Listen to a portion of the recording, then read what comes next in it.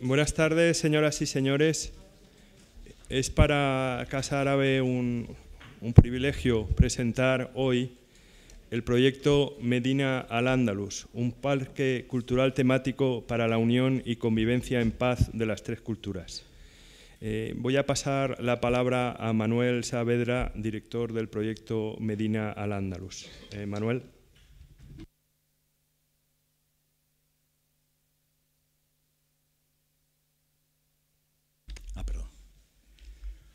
Hola, buenas tardes. En primer lugar, quiero agradecer a Casa Árabe y a su director, don Eduardo, que nos haya dado esta oportunidad de poder presentar nuestro proyecto Medina Al-Ándalus en su sede. Y voy a copiar la frase que me acaba de apuntar María Jesús Viguera. Es muy importante para nuestro proyecto que Casa Árabe haya dado tribuna a este proyecto. Estamos sumamente satisfechos y en esta ocasión muy orgullosos de poder estar en compañía de María Jesús Viguera, que como todo el mundo sabe es el referente del arabismo en España, y también de nuestro profesor Rachid. Ellos, de alguna forma, después de mi presentación, van a dar argumento, van a dar soporte a lo que es la historia, lo importante que es la historia de Al-Ándalus. Y finalmente, Jorge Laguna, que es el director de la ingeniería Z2, es ingeniero de caminos, es la parte del equipo que está estudiando la viabilidad del proyecto, que está haciendo el estudio tanto de construcción como económico. Y entonces, sin más preámbulos, yo paso a presentar lo que es nuestro proyecto, la idea de este proyecto cultural, que para nosotros la filosofía más importante es tratar de recuperar en este parque aquella historia de Al-Ándalus, una historia que fue la más importante de nuestro pasado. Y con este parque, y en este parque concretamente, queremos que sea un punto de encuentro cultural, un punto de encuentro para la paz. En este momento en que las diferencias entre los dos mundos, Oriente y Occidente, son o están mucho más latentes, más marcadas que nunca, se hace muy necesario este punto de encuentro en este parque cultural. Hago hincapié en lo de cultural para diferenciarlo del resto de los parques temáticos que todos conocemos. Queremos que a través de la cultura podamos encontrar ese encuentro entre estos dos mundos. En el parque cultural temático Medina Al-Ándalus, tratamos de recrear en 4 áreas históricas lo que fue la historia de Al-Ándalus. Pasaríamos por las 4 etapas, empezando por la Omeya de Córdoba, Califato de Córdoba. Después, en este espacio, recrearíamos los monumentos más importantes. En este caso sería la Mezquita de Córdoba. Pasaríamos después a la segunda etapa, que serían reinos de taifas, donde como motivo más representativo, edificio más representativo, está la Aljafería de Zaragoza. Después pasaríamos también en este recorrido de la historia, pasaríamos a los almorávides y almohades, que dejaron una huella no solo en lo cultural, sino también en la parte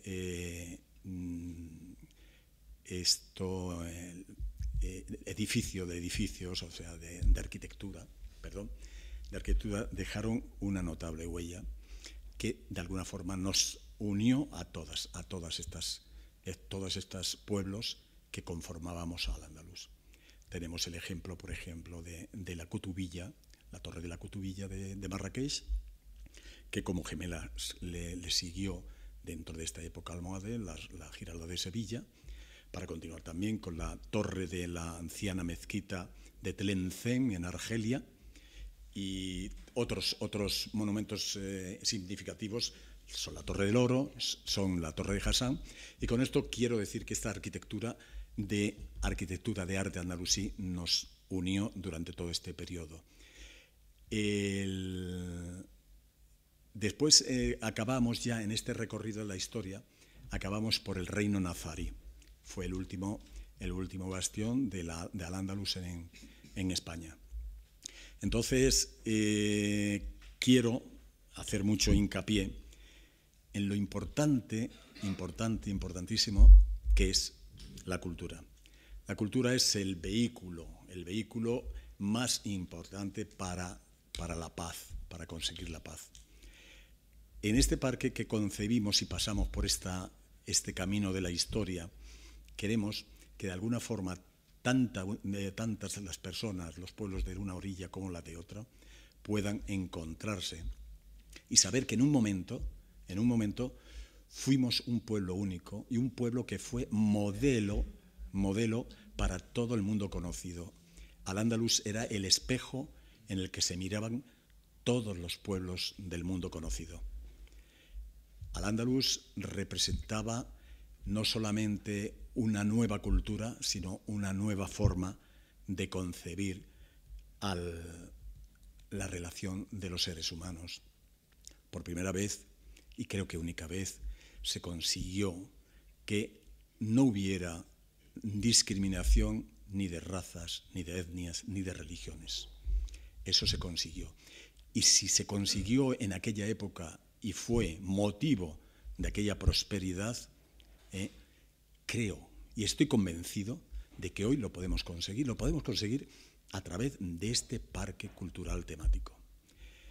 El parque cultural, como sabemos, nos va a citar pues, a ese reconocimiento de una parte y otra de ese pasado glorioso andalusí, pero hay una quinta área que es un área de un parque de atracciones. Este parque de atracciones pretendemos que sea de los más importantes del mundo. El parque de atracciones va a estar dentro de lo que es el cauce o de lo que es la línea de los parques más importantes y, lógicamente, la intención de este parque de atracciones es que sirva para, de alguna forma, apoyar y sufragar los gastos de esta construcción, de este magno proyecto cultural. Sabemos que la cultura por lo general no da dinero. Entonces, creemos que con potenciar este parque de atracciones sí atraeremos a los millones de parqueadictos que continuamente recorren todos los parques del mundo. Este parque, nosotros pretendemos que su lugar sea la ciudad de Tánger, que sea la región de Tánger, porque pensamos que es el punto, la puerta de entrada natural a África. Allí, en estos momentos en que Marruecos, por sus circunstancias especiales de avance en todos los sentidos, concretamente en la región de Tánger, está impulsando un plan de desarrollo que le llaman Call of Tanger, que es la llamada de Tánger. Se están haciendo grandes inversiones en esa región y nosotros queremos participar en ese desarrollo sostenible que servirá no solamente para dar muchos puestos de trabajo a los marroquíes, sino en la parte de colaboración que nosotros queremos en todo momento compartir, tanto el estudio como la ejecución y la explotación. Queremos que seamos entre los dos países y conseguiremos, al mismo tiempo que participar en ese desarrollo, crear muchísimos puestos de trabajo para nuestros jóvenes, de una orilla y de la otra orilla. Entonces, yo creo que con esto he hecho una exposición de lo más significativo que vamos a representar. Y entonces, estoy dispuesto después a que me hagan las preguntas que necesiten y, no obstante, le voy a dar paso al profesor Rachid, porque nosotros cuando hablamos de parque de construcción, que al final Jorge Laguna, como ingeniero, va a desarrollar en toda su extensión de viabilidad técnica, constructiva y económica, en todo momento sí queremos tener como soporte para el estudio, porque nosotros para esta construcción del parque queremos contar con los mejores arquitectos, los mejores arabistas, los mejores diseñadores, los mejores creativos que haya en los dos países. Entonces, por eso son ellos, los profesores que me acompañan, los que tienen que dar el soporte de esta cultura para que nos llegue y nos llegue mejor. Tenemos un empeño en lo cultural, pero también tenemos un empeño en que este parque funcione y funcione como lo queremos y lo estamos proyectando. Después debatiremos y me hacen las preguntas que quieran, pero ahora voy a pasar al señor Rachid, que nos va a dar una visión de Al-Ándalus, y a continuación lo hará nuestra querida María Jesús Viguera, que es para mí todo un honor pensar que estoy a su lado en esta tribuna. Y además muchas gracias. De nada. Enhorabuena.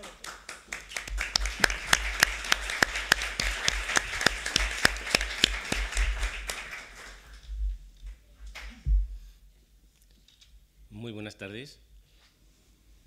Yo en primer lugar quisiera dar las gracias tanto a Manuel, que ha contado conmigo para que forme parte hoy de esa mesa, y también doy las gracias a María Jesús Viguera, que siempre ha depositado su confianza en mí, en mis labores de investigación particular. Desde luego, mi intervención no pretende ser ninguna intervención de carácter exhaustivo ni nada por el estilo. Simplemente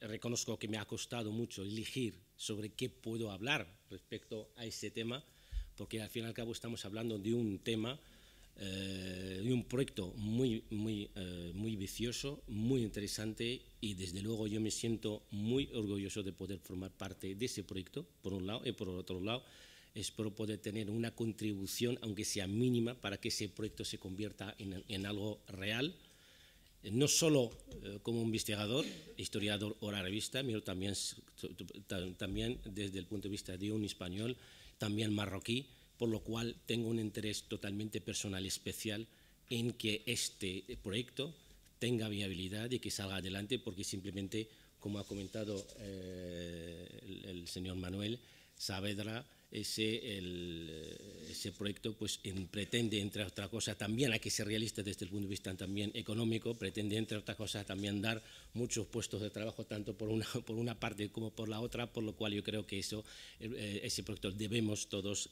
prestarle todo el apoyo posible.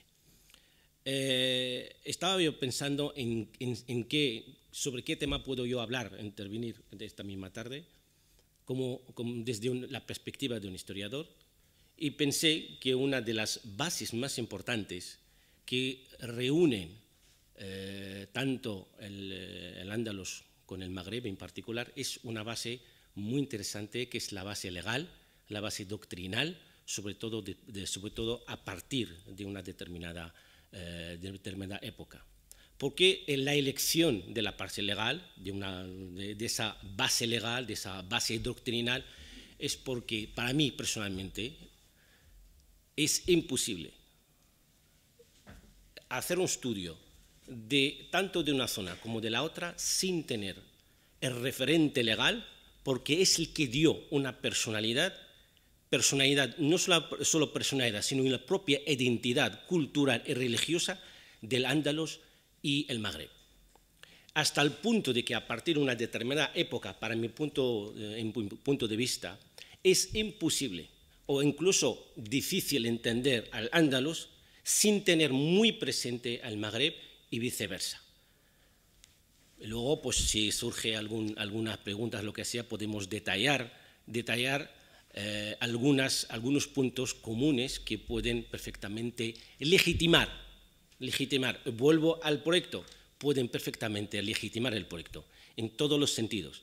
en el sentido cultural de la palabra, que es la base, referente indiscutible de esta intervención, por un lado, y por el otro lado, estamos hablando de una sociedad islámica occidental magrebí que englobaba tanto el norte de África, sobre todo el Magreb, el Aqsa, lo que es Marruecos actualmente, con el tema andalusí. Históricamente podemos demostrar que siempre habían gozado de un espacio cultural, legal, social, económico común, por lo cual creo que esos referentes pueden dar un apoyo y una legitimidad al proyecto que presentamos en este momento. ¿Cuál es el referente legal importante para entender el andaluz? La base primordial, desde la conquista prácticamente, desde 711 hasta mediados del siglo VIII, el referente legal era diverso. Tenemos una escuela maliki, tenemos una escuela auzaí, pero todavía la identidad cultural del andaluz no se había especificado, no se había determinado.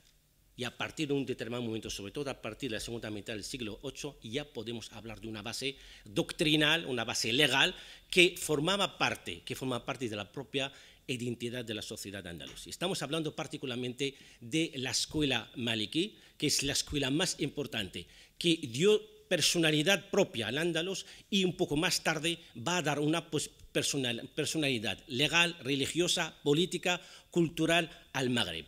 Al Magreb, cuando hablo del Magreb, hablo del Magreb en el sentido medieval de la palabra. El Magreb engloba absolutamente todo el norte de África, incluyendo el Andalus. Pero dentro de este espacio cultural religioso magrebí, el Magreb Aqsa siempre había tenido una relación de privilegio con el tema andalusí. Simplemente, entre otras cosas, a partir del siglo XI, prácticamente conocemos y sabemos que el Andalus pierde su independencia política, en particular, y se va a convertir en una provincia de más del imperio almorávide, del imperio marroquí, el magrebí en este caso. ¿Y cuál es el referente legal de tanto el Andalus como el Magreb? Era la escuela maliki. Es la que determinaba la personalidad, los casos, las sentencias, la propia definición del propio organismo estatal judicial en particular. De hecho, conocemos y sabemos perfectamente que los andalusíes se movían por todo el norte, por todo el Magreb, absolutamente sin ningún impedimento, no impedimento geográfico, ni cultural, ni el tema de los límites, ni de las fronteras, sino se movía como un magrebí más.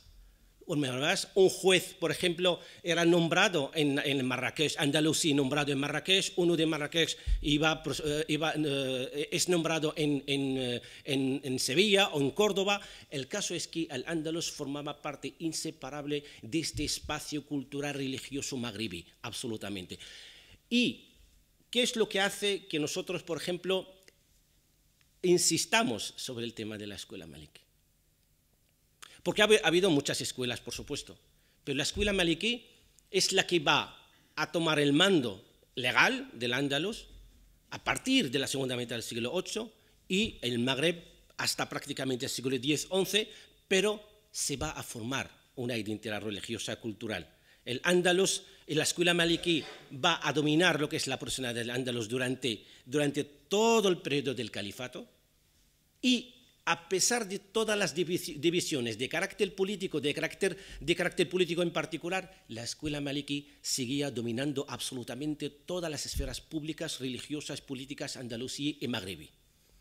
En la época almorávide es la escuela indiscutible en todos los sentidos. No solo esto, sino incluso la política almorávide, los almorávides como carecían de una especie de legitimidad de gobernar, como saben perfectamente el tema de la legitimidad del Islam, no tenía nada que ver, por ejemplo, no tenían una genealogía árabe, por lo cual tenían que buscar una legitimidad. Y esa legitimidad se depositó, entre otras cosas, además de reconocimiento de los abbasíes, en la persona del juez, del faqih, del jurista maliki.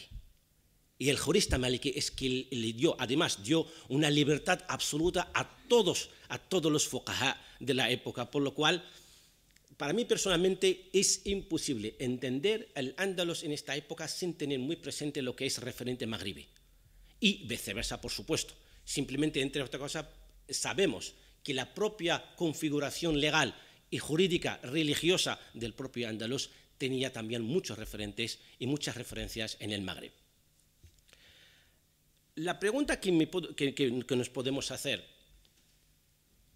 ¿cuál además de la figura del faquí, cuál es la persona que más ha determinado y ha desempeñado un papel primordial en la configuración de esta personalidad jurídica, tanto magrebí como andalusí? Se ve particularmente en la persona del juez. El juez en el Cádiz, con una formación totalmente maliquí en particular. Esa figura sufrió un poco tras la desaparición de los almorávires, la llegada de los almohades, pero por el cambio doctrinal, pero en la escuela maliquí nunca perdió su esencia, nunca había perdido su personalidad y vuelve a arrasar por completo a partir de una determinada época de la época almohade, en la época del Ma'mun, que renuncia absolutamente a todo referente al Mahdi ibn Uthman, al mahdismo como referente legal. Por lo cual, yo creo personalmente que una de las bases culturales que pueden ofrecer un apoyo a este proyecto y a su viabilidad, por lo menos la viabilidad histórica y cultural. Yo no voy a hablar de la viabilidad económica porque hay una persona especialista en este tema, pero yo solamente digo que desde el punto de vista cultural hay una base más que suficiente para determinar y garantizar sobre todo la viabilidad cultural y histórica de este proyecto. Yo creo que con esto doy por dato. Muchísimas gracias por su atención.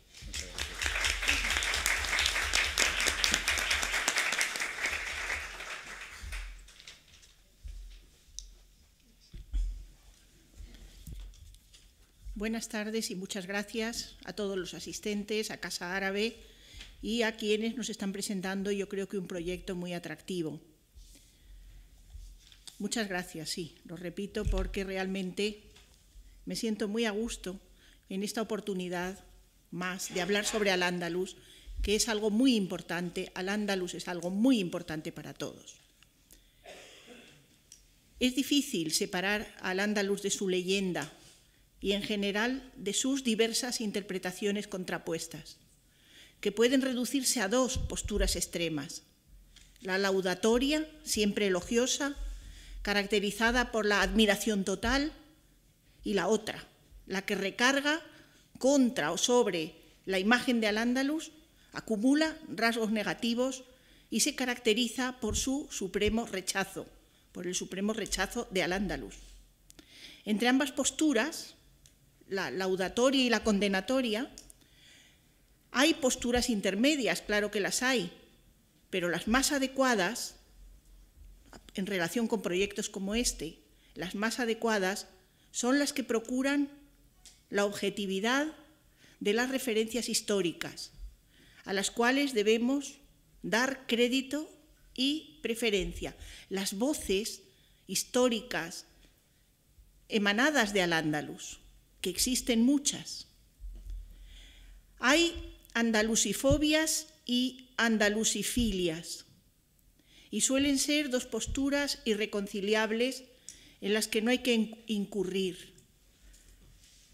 Cuando ambas son extremas, desde luego hay que evitarlas, porque ambas, las extremas, aplastan a la historia. La realidad histórica de Al-Ándalus está muy bien representada en sus fuentes textuales, documentales y monumentales, y la interpretación de todos estos abundantes materiales debe ser una interpretación lo más profesional y científica posible, evitando los tópicos, evitando las desfiguraciones consabidas en cualquier sentido que sean, esas desfiguraciones que incluyen posturas acumuladas durante siglos y no conducen a la concordia, porque son extremas y exageradas, sino que atizan aún más los enfrentamientos, en lo cual, en esos enfrentamientos, nos jugamos el presente y el futuro. Me preocupa pensar en un nuevo producto Al-Ándalus en que los clichés exagerados, de cualquier tipo que sean, estén presentes y donde el discurso pudiera ser presuntamente halagador para las filias, y presuntamente provocativo para las fobias, o viceversa, halagador de las fobias y provocativo de las filias. Además de las interpretaciones objetivas o científicas o profesionales sobre las fuentes, en un proyecto como este, que es histórico-turístico-cultural, yo creo que contiene las tres facetas, histórico, turístico, cultural, y tiene que saber combinarlas. En un proyecto como este, digo, y como por otra parte ocurre o debe ocurrir en todas las creaciones humanas, también han de tener cabida los imaginarios colectivos que muestren el mérito propio de lo recreado, pero con medida, en su medida, documentada por criterios certeros, porque lo andalusí ya se basta en sí mismo para tener brillo, ya posee en sí mismo un brillante atractivo secular para los orientales, digámoslo así, y para los occidentales, digámoslo así también.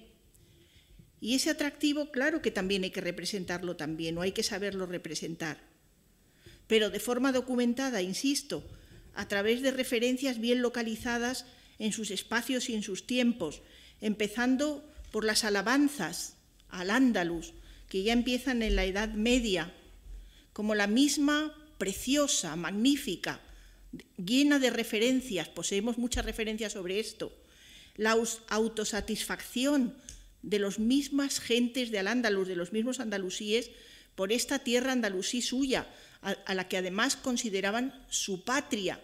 La palabra watan es utilizada por los propios andalusíes con admiración y con un sentimiento nacionalista magnífico sobre Al-Ándalus.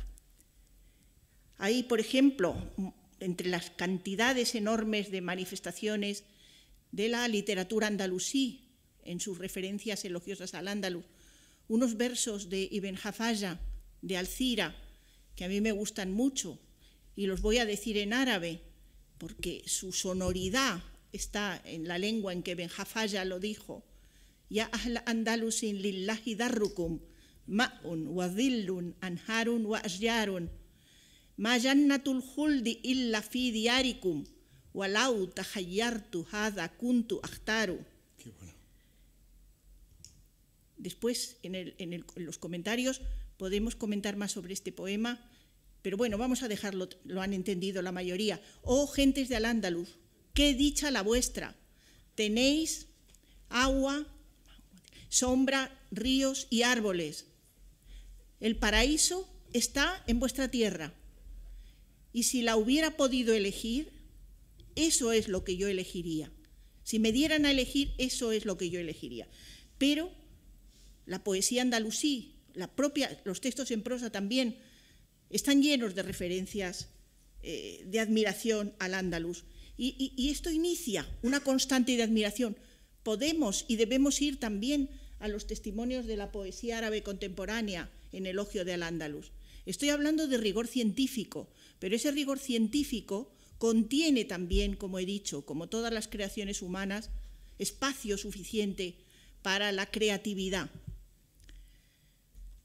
Además de esto, está la fascinación europea por Al-Ándalus, que empieza ya en la Edad Media, cuando Europa busca los saberes de Al-Ándalus y los traduce al latín o al romance, o cuando colecciona los objetos de lujo andalusíes, tejidos, marfiles, cerámicas de reflejo dorado, la arquitectura, los arabismos, las palabras, porque estos préstamos lingüísticos que se utilizan desde el norte de Al-Ándalus por toda Europa, porque no hay palabras para señalar los objetos o las instituciones de civilización que en árabe representan. Por eso tenemos en español miles de préstamos árabes. Esta admiración, que empieza desde la Edad Media, se intensifica a partir del romanticismo, de una forma potentísima. Y esa admiración ya va a protagonizarla la Alhambra en primerísimo lugar, sobre todo porque Victor Hugo lo quiso así, ¿no? Aquellos versos suyos magníficos, orientales, que empiezan diciendo, se dirige a la Alhambra, la Alhambra, palais que le génie ondoré comme un rêve et rempli d'harmonie. Qué maravilla, ¿no? Y sigue durante muchos versos más, incendiando Europa con las referencias positivas sobre Al-Ándalus. Puede ser más o menos difícil quizás separar al Al-Ándalus de sus leyendas, separar al Al-Ándalus de sus leyendas blancas y separar al Al-Ándalus de sus leyendas negras. Pero hay que hacerlo. Un producto Al-Ándalus, claro está que también debe incluir las fascinaciones, las admiraciones y, digamos, los sueños. Pero en este caso no un solo sueño, sino varios sueños. Lo dijo Pasolini muy bien en su libreto de Las mil y una noches. La verdad no está en un sueño, sino en varios sueños. Un producto como este tendrá que intentar integrar sueños, porque lo más inútil es reducir algo a una monorrepresentación, porque sería tendenciosa y unívoca. La fascinación es solo una de las formas de representación. Cada ser histórico suele acuñar una autoimagen identitaria que es, por tanto, excluyente de las demás. Y con esto hay que tener mucho cuidado, porque al elegir esta opción, fuera queda todo lo demás, y eso demás queda calificado o descalificado con los rasgos de la contrafigura de quien elige esa opción identificadora. Y lo realiza, y con Al-Ándalus ha ocurrido continuamente, y sigue ocurriendo, Al-Ándalus a partir de esta situación, esta querella de identidades, es objeto de, muy bien, admiración, enajenamiento, extrañeza, asombro, embeleso o temor. La fascinación es una forma de representación compleja, sobre todo si entre uno mismo y el otro existe una proximidad confrontada y unos intereses que fueron divergentes en muchas ocasiones. No olvidemos que las filias y fobias que suscita Al-Ándalus son parte de un tema mayor que se sitúa en las complejísimas interpretaciones identitarias que en este caso desde diversas apropiaciones planean sobre Al-Ándalus y que implican al conjunto de relaciones entre Oriente y Occidente, lo árabe y lo no árabe, lo islámico y lo cristiano, el norte y el sur. Existen alrededor de Al-Ándalus elementos potentes y numerosos de rechazo, idealización, de odio y de deseo, es decir, de imágenes confrontadas, que dotan a la percepción andalusí, y después de todo, este proyecto Al-Ándalus va a ofrecer una percepción andalusí más, y en sí misma realizar este reflejo de percepciones, creo que solo sería posible resolverlo con responsabilidad y con ecuanimidad, proponiendo las representaciones mejor documentadas. Si este proyecto presentado por Manuel Saavedra lograra esto, Al-Ándalus tendrá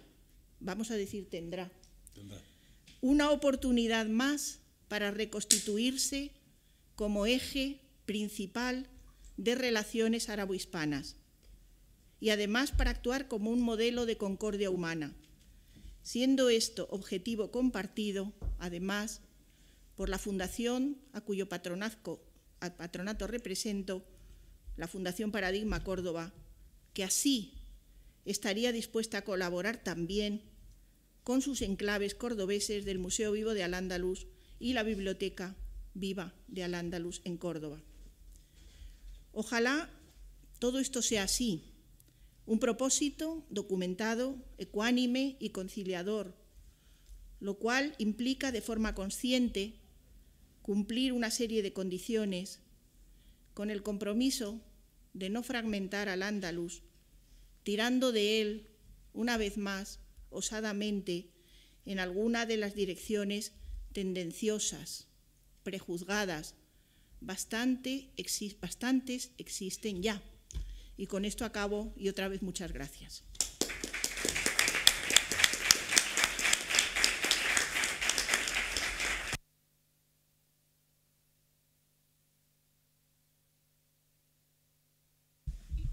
Bueno, me queda la parte quizá menos cultural y quizá el intento más realista de volcar esto al mundo más vil, que es el mundo económico, y conseguir integrar esa cultura y ese final de la exposición de María Jesús, que es el propio objetivo del parque, ¿no?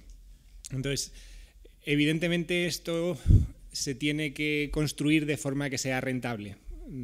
Un parque temático es un elemento bastante costoso, las infraestructuras son costosas y tienen que ser amortizadas en un plazo récord, o si no, no conseguiremos que el dinero ayude a la cultura y ayude a esa unión de culturas que estamos buscando. Entonces, se ha diseñado un parque donde estén presentes absolutamente todos los elementos andalusíes más representativos de las dos orillas. Entonces, se busca un pueblo vivo.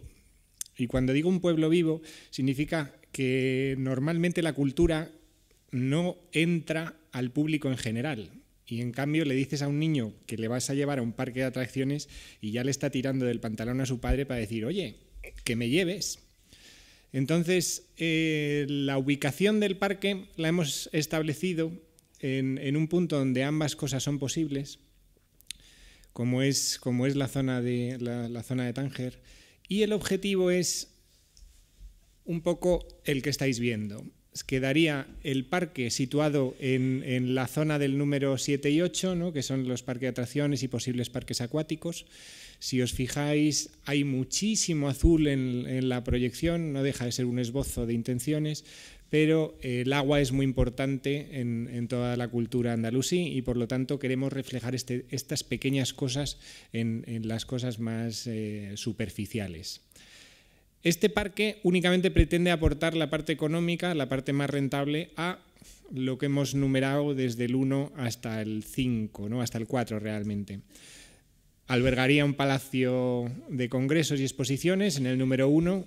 Los edificios los iréis reconociendo porque son todos muy conocidos, pero si no les damos una cobertura funcional, no deja de ser un monumento copia de la Mezquita de Córdoba, copia de la Giralda de Sevilla, y nunca vamos a competir con los originales.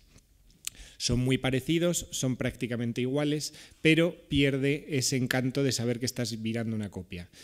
¿Qué es lo que conseguimos con esto? Al gran público le entra por los ojos. Entonces la cultura se la estamos metiendo sin que se dé cuenta. Sé que suena muy sucio, muy vil, pero realmente es muy práctico, efectivamente.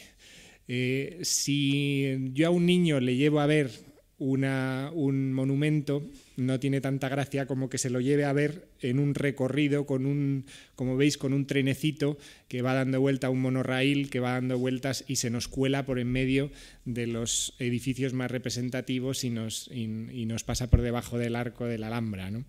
Entonces, sin darse cuenta, va a ir aprendiendo este mundo, va a ir aprendiendo algo de cultura y va a haber una serie de museos y va a haber una serie de movimiento, de vida que fue real. Entonces, el objetivo es sectorizar las zonas, pero darles esa vida. Entonces, en la mismísima entrada, si os fijáis, tenemos ya directamente los zocos, la Giralda,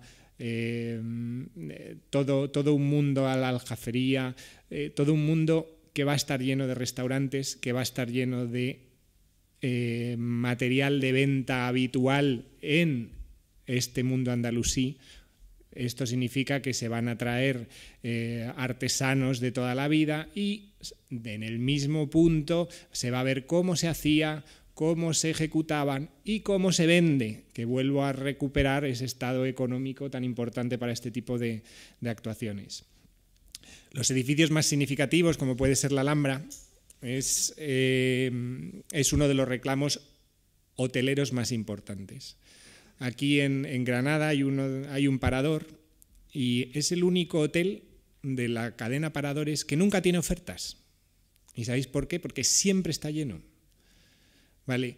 En estos momentos, si nosotros recuperamos ese espíritu y nos lo llevamos a cualquier parte del mundo, si conseguimos que el ambiente, la sensación sea exactamente la misma, conseguiremos ese mismo objetivo. Y en cambio atraemos a gente otra vez de nuevo al parque, otra vez a los museos y otra vez a este mundo cultural que entrará casi por ósmosis en nuestro subconsciente. Entonces, este tipo de actuaciones se puede completar con spas, se puede completar con paseos alrededor de una zona de vida. ¿Por qué digo de una zona de vida? Porque si yo creo una Alhambra de Granada y la vacío por completo, vuelve a ser un museo, vuelve a ser un elemento anodino. Anodino para el no cultural.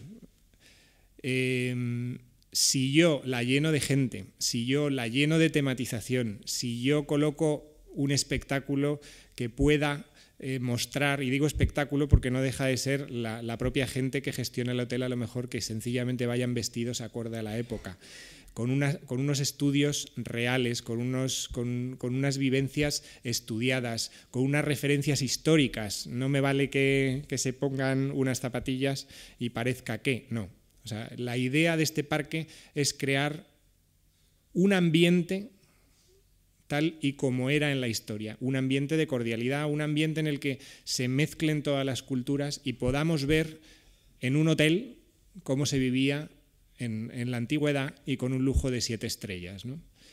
Entonces, hay pequeños guiños a la modernidad, como veis en el punto 6, que son, bueno, pues lo que podría ser la parte más operativa del parque, lo que podría ser las zonas hoteleras más masivas, lo que podía ser toda la central de intercambio, autobuses, y que no afecten, por un lado, a posibles actos culturales, como pueden ser pues es un concierto. Quedaría muy mal que se oyera en medio del concierto el grito de alguien que se está tirando por la montaña rusa, ¿no? Entonces, crear esos dos ambientes, separar esos dos ambientes, la parte cultural de la parte temática, ha sido una de las máximas de este proyecto. Entonces, una vez explicado más o menos el funcionamiento del parque, voy a explicar un poquito el porqué de la parte económico, técnico, más importante de la elección de las localizaciones y de cómo se va a realizar el proyecto. Ya hemos comentado que uno de el desarrollo más importante de la zona marroquí se está produciendo ahora en un eje Tánger-Tetuán de forma muy llamativa. Entonces, un parque temático, estamos hablando de un coste de 400-500 millones de euros, por lo tanto, o captamos a un turismo, o puede pasar, como ha pasado de hecho en muchos parques españoles, que se hunden porque, sí, va a venir todo el mundo. Pues no. Si tú no le das una oferta, si tú no le das una publicidad, si tú no le das una vida a esos parques, no deja de ser una inversión perdida. Entonces, si aprovechamos el tirón del reino marroquí, que en estos momentos está invirtiendo muchísimo en el norte, podremos captar ese turismo y podemos aumentar y potenciar esa llamada que se está realizando. Entonces, el paso por Tánger es uno de los pasos más utilizados por todo el turista, y ya no hablo solo el turista extranjero, sino el turista interior, llamémosle turista interior, a todo el marroquí que trabaja en Francia, que trabaja en España y que todos los años vuelve a su país natal y pasa en un altísimo porcentaje por la zona de Tánger. Si nosotros captamos y hacemos un descanso en ese punto, captaremos un potencial muy importante que culturizaremos a la vez que divertiremos en el parque.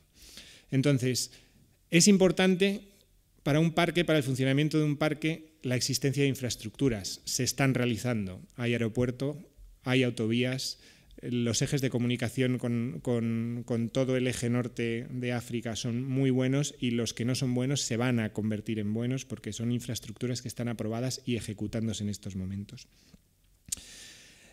Con todo esto, ¿qué conseguimos? Pues aprovecharnos de la inversión marroquí en la zona y volcarlo en el propio parque, y al revés, ampliar la oferta turística, ampliar la oferta hotelera, ampliar la cultura del país y la cultura de todos los visitantes. ¿Dónde está el negocio de este parque? ¿Dónde está el dinero? Pues evidentemente en el parque temático. Un parque temático, solo un parque temático, pongamos un tamaño como el que se ha realizado en el estudio, es muy cercano al de Portaventura en estos momentos. Estamos hablando de unas 35 hectáreas más o menos, y no es solo el parque temático, sino la extensión, complejos hoteleros, campos de golf, etcétera, etcétera, que puede crearse alrededor del parque. El parque temático genera aproximadamente unos ingresos, el más pequeño de los parques, el que peor va, del orden de 75 millones anuales. O sea que la capacidad de amortización de un parque temático es altísima, pero también su coste. Entonces, también los gastos, estamos hablando de que un parque que no invierta 25 millones anuales se hunde porque todos los años requiere un nuevo fomento, una nueva publicidad, una nueva atracción, siempre lo más de lo más, y si este parque no tiene lo más de lo más, no conseguiremos vender lo más de la cultura, que es lo que estamos intentando. Entonces, con el parque temático como motor potencial número 1 y apoyado por la zona hotelera, yo lo llamo Hotel Alhambra por aquello de que está situado en el edificio de la Alhambra. Hotel Zoco, el Hotel Zoco sería un hotel que buscaría ese recoveco, esa vida que existe en los poblados más rebuscados, esa vida que busca la llamada turística de un europeo, ¿no? Ese exotismo que no tenemos actualmente en los países occidentales y que potencia muchísimo el turismo marroquí. Y el último lo llama el Hotel Business. Hablo ya de un hotel completamente moderno para ya marcar la oferta hotelera como otro punto. Centro de convenciones no es que dé mucho dinero, pero es necesario siempre en una zona de desarrollo. Creemos que sería una inversión importante y intentaríamos movilizar a las autoridades marroquíes para que se potenciara este centro de convenciones en un mundo que siempre es maravilloso para el mundo árabe.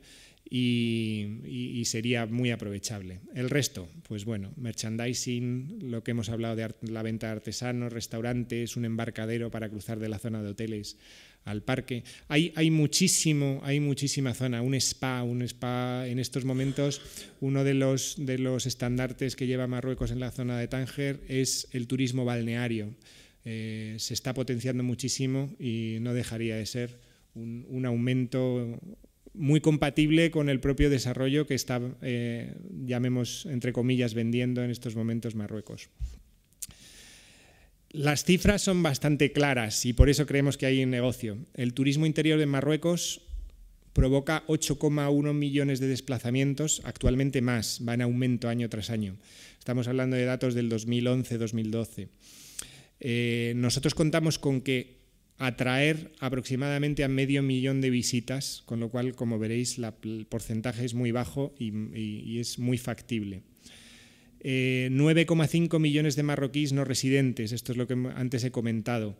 El paso por el estrecho está provocando esos números de desplazamiento y contamos con que 300.000 de esas personas picarían en este suculento negocio. Uno de los problemas interiores que tiene Marruecos es que gran parte de los millones de desplazamientos que tiene no van a alojamientos puros de Marruecos, sino que buscan un alojamiento gratuito. Pues eso, ir a la casa del primo, ir a la casa del familiar, ir a la casa del amigo. Actualmente Marruecos está fomentando la ampliación hotelera de forma espectacular. con lo cual se está potenciando y volvemos a tanto a aprovecharnos como para dar cobertura a una venta que ya está posible. No descartemos el turismo extranjero. El turismo extranjero es uno de los potenciales económicos marroquíes más importantes. Provoca 9,5 millones de desplazamientos, la gran mayoría hacia centros más famosos, llamémosle Casablanca, llamémosle ciudades imperiales. En estos momentos el norte de Marruecos está sufriendo una transformación. Chauen, como estandarte cultural, está atrayendo a un turismo cultural importantísimo y tenemos que aprovechar ese tirón para provocar justo eso, el desarrollo de esta zona de Marruecos, aprovecharlo. ¿Por qué ponemos búsqueda del turismo cultural de calidad? El turismo cultural normalmente deja bastante más dinero que un turismo de playa. Eso significa que son capaces de realizar grandes desplazamientos, que son capaces de quedarse más días porque hay que ver esto, porque hay que ver lo otro, y lleva un lastre, que muchas veces este tipo de turismo cultural es familiar, con lo cual siempre hay que premiar a la familia con unas horas, con unos días de descanso, con unos días de total y absolutamente lúdicos, y que en cambio ellos sí puedan disfrutar de una serie de museos y una serie de atractivos que serían reales, que serían temáticos en este caso. El atractivo de los hoteles de gran lujo viene derivado mucho de los países, digamos, ¿dónde está el turismo residencial más lejano? Pues está en Agadir, está muy lejos de la postura. Es un turismo que atrae a la zona del Golfo, que atrae al turismo de Golfo Pérsico. Estamos hablando de Emiratos Árabes, de Qatar. Tienen un turismo residencial importante y son capaces de desplazarse a estas zonas si le proporcionas un apoyo importante. El resto, bueno, pues en la zona del spa, posibles parques acuáticos, el turismo de balneario que hemos comentado, son posibles motores. Aparte de esto, la creación de un parque temático siempre a la zona le lleva muchísimas ventajas, como pueden ser empleos directos e indirectos, aporte de plazas hoteleras, centro de convenciones. Nuestro parque temático está pensado para 1,7 millones de personas de visitas al año. Es una de las ventajas que tiene el que se aloje en Marruecos, puesto que un parque temático en una zona fría no deja de abrir más de 3 meses al año. Un parque temático en Marruecos tiene la capacidad de abrir 365 días al año y absorber las vacaciones de mucho occidental, y no solo eso, sino americano y sudamericano, que se desplazarían y entrarían en Marruecos y entrarían como un proyecto más.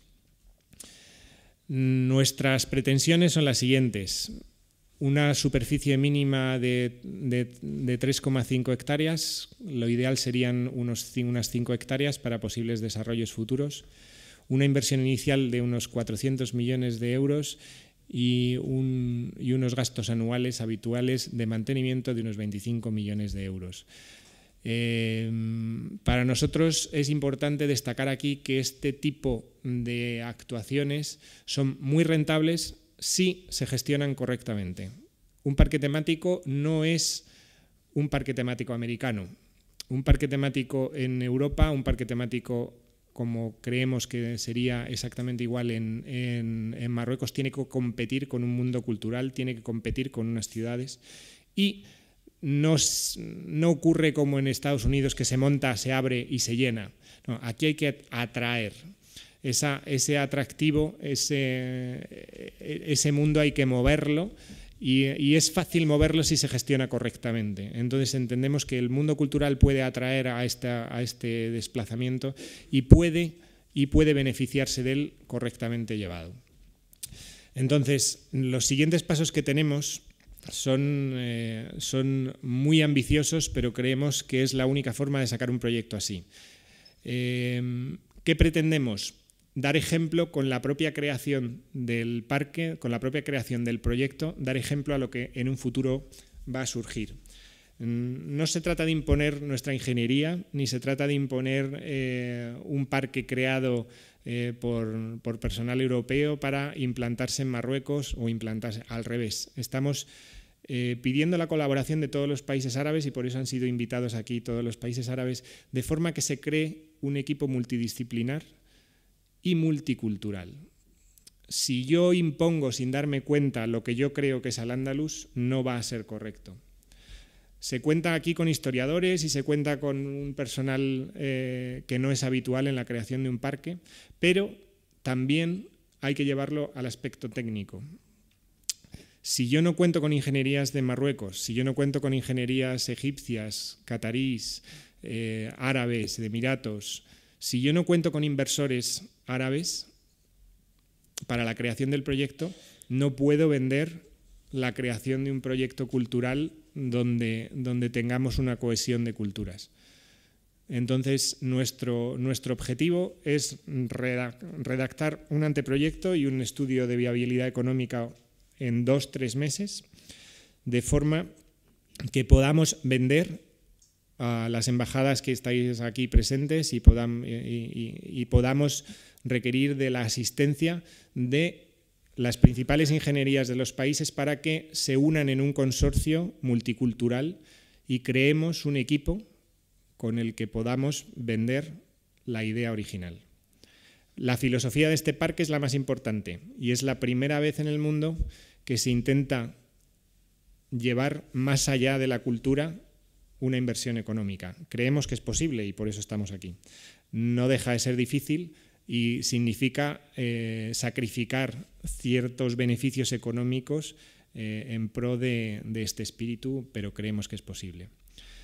El segundo paso sería el compromiso de grandes inversores. Ahí es donde yo, una vez creado el equipo, creo que los grandes inversores vienen detrás. Nosotros aquí ya hemos estado hablando con inversores hoteleros, están más que interesados, sobre todo en los hoteles alto lujo, porque tienen una rentabilidad brutal en estos momentos en Marruecos.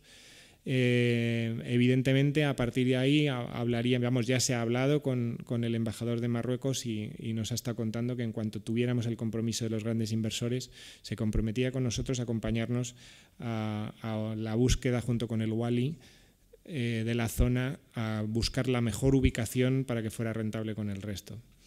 La reacción del proyecto es muy ambiciosa, normalmente estos proyectos duran años. Nuestro estudio y nuestra especialización en este tipo de parques nos lleva a que con 5 meses creemos que es viable, por lo tanto economizaríamos muchísimo esta fase.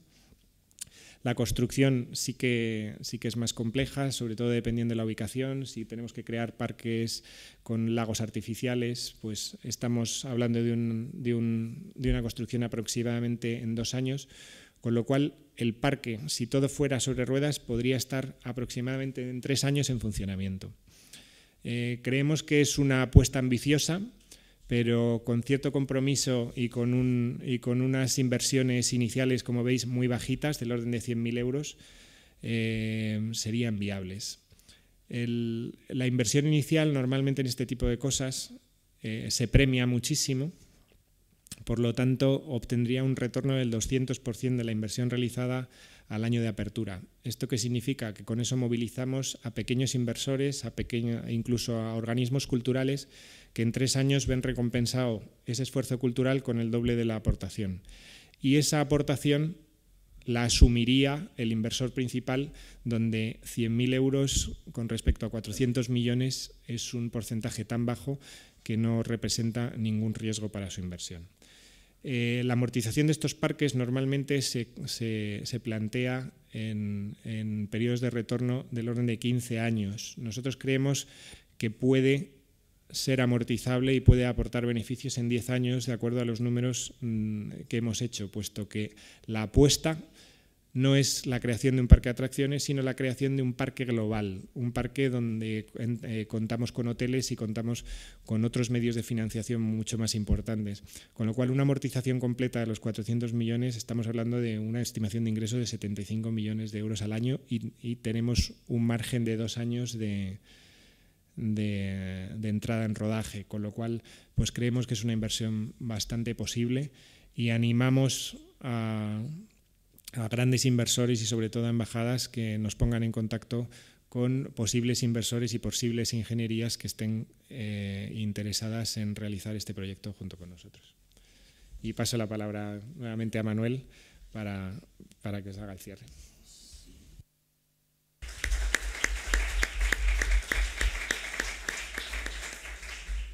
Muchas gracias,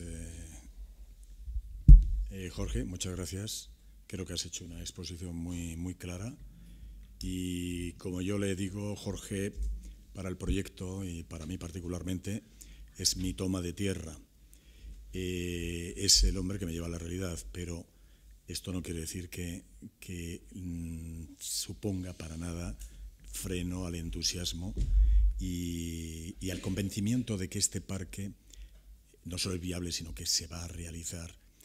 Se va a realizar por la simple razón de que es necesario para nuestra cultura, es necesario que en este momento que estamos viviendo, entre los dos mundos, es necesario que encontremos este punto de conexión y este punto de reencuentro para toda la sociedad.